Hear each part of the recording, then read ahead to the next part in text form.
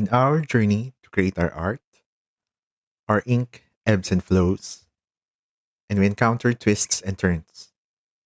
It's not a straightforward journey, but we are not alone. We have our muses and mantras as our guide. Let's talk. Hi, you're listening to Pockets, a podcast about finding joy, meaning, and purpose in life's simplest moments. I'm Richmond Camara. Let's dive into today's journey.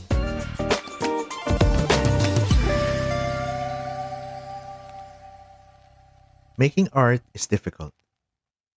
No matter how you look at it, making art is hard. From a technical standpoint, there are techniques that you have to learn: anatomy in drawing, color theory, the 3 or 4 act structure in writing a story, and notes and chord progressions in music.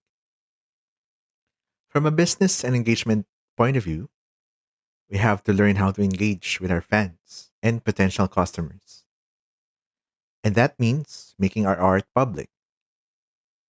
Lastly, from a mental aspect, there's always the resistance, the question that the art we're making is worth it, and if there is a benefit in continuing on. I have been engaged in multiple creative disciplines, but writing and storytelling are my longest experience. I published my first novella in 2016, and I had written stories before that as a hobby. 10 years, and I'm still doing it and learning about the craft. There are times when I question if I still want to do this, but here I am. There's also the factor that writing is a long form art. It takes months and years to fully develop and package a book. In that kind of craft, it's difficult to plow through and stay the course. That longevity and perseverance are skills I have practiced and developed in my creative career.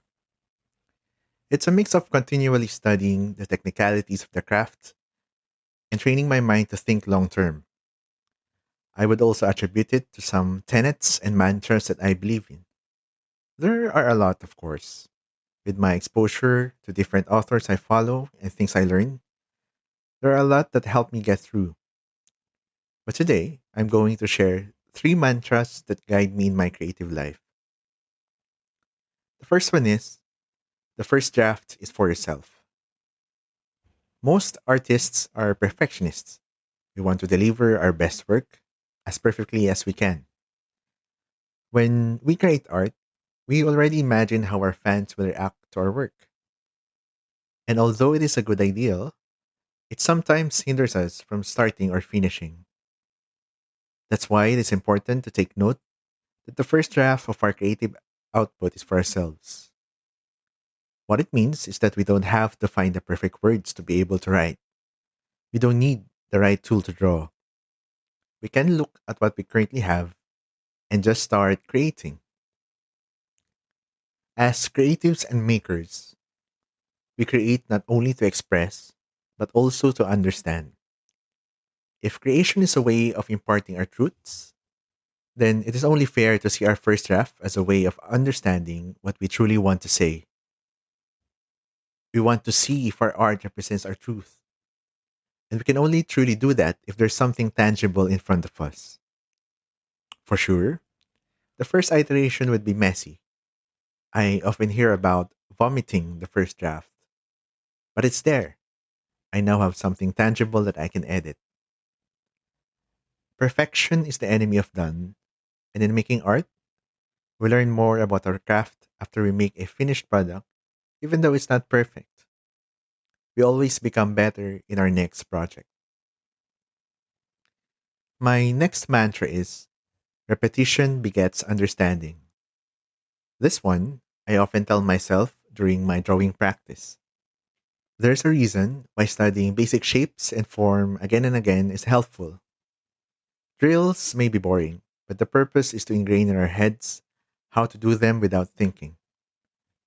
It also allows us to self review and identify where we can improve. You can say that this is the core of deliberate practice. We don't repeat things aimlessly. In order to fully understand our craft, we have to understand areas we can change and repeat drills that would improve that. As to the why behind this, I want to be able to give my best in this chosen craft. Considering that art would be a lifelong pursuit, I want to be good at it. For myself and for those who believe in me, I want to create the best work that I can. For the last one, it's the professional is an amateur who does not give up. This. This is the mantra that keeps me going and helps me battle the doubt and resistance. But it's a difficult one to uphold. What I like about this is two parts.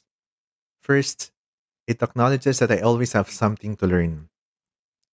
As an amateur, I can always come in with an open mind. I'm an empty cup waiting to be filled with knowledge. It also keeps me in check despite my successes. Second thing, this mantra tells me that success is not like winning the lottery or being hit by lightning. Sure, luck is a factor. There are people who can catch lightning in a bottle. But for mortals like us, success also comes to those who persevere. That's why, on a day to day basis, I measure what I create. Because every little thing that I do to build my body of work, they contribute to my totality as an artist.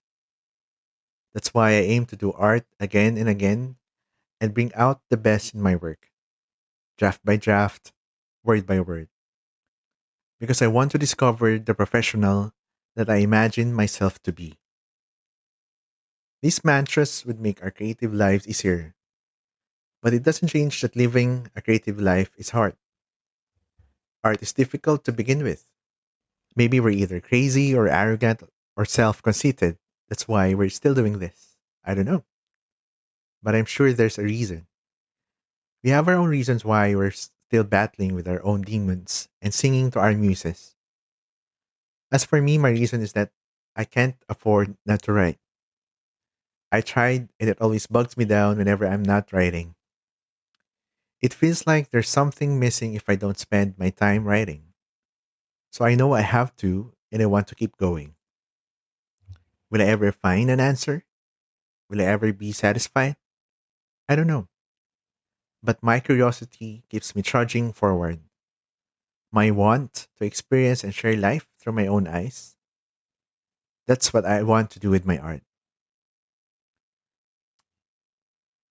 So wherever you are in your creative journey, whether you are starting or you already have an empire of artworks, I hope you find solace in these mantras and may they also inspire you to build your own. Remember, it's only you who can create the art you can do. So keep going. The world is waiting.